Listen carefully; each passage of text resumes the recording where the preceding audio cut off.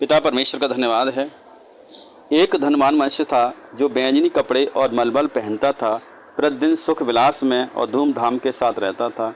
लाजर नाम का एक कंगाल घावों से भरा हुआ उसकी डेवड़ी पर छोड़ दिया जाता था और वह चाहता था कि धनवान की मेज से झूठन से अपना पेट भरे, यहाँ तक कि कुत्ते भी आकर उसके घाव को चाटते थे। ऐसा हुआ कि वह कंगाल मर गया और स्वर्गदूतों ने उसे लेकर अब्राहम की गोद में पहुंचाया। वह धनवान भी मरा और गाड़ा गया और अधोलोक में उसने पीड़ा में पड़े हुए अपनी आंखें उठाई। दूर से अब्राहम की गोद में लाजर को देखा तो उसने पुकार कर कहा, हे पिता अब्राहम, मुझ पर दया करके लाजर को भेज दे ताकि वह अपनी उंगली का सिरा पानी में भिगोकर मेरी जीभ को ठंडी करे, क्योंकि मैं इस ज्वाला में तड़फ रहा हूँ।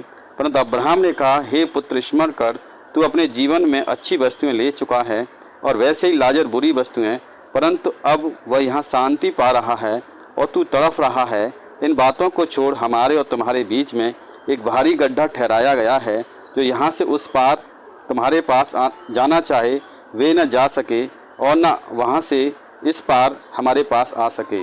उसने कहा, तो हे पिता, मैं तुझसे विनती करता हूँ कि तू उसे मेरे पिता के घर भेज दे, क्योंकि मेरे 5 भाई हैं। वह उसके सामने बातों की गवाही दें, ऐसा न हो कि वे इस पीड़ा की जगह में आएँ। Praise the Lord. अब्राहम ने उससे कहा, उसके पास तो मूसा और भविष्यवक्ता की पुस्तकें हैं, वे उनकी सुने। उसने कहा, नहीं हे पिता अब्राहम, यदि कोई मरे हुओं में से उसके पास जाए तो मन फिराएंगे। उसने कहा, जब वे मूसा भविष्यवक्ता की नहीं सुनते तो यदि वे मरे हुओं में से जी उठेंगे तो वे उनको नहीं मानेंगे। Praise the Lord. पिता परमेश्वर का धन्यवाद है।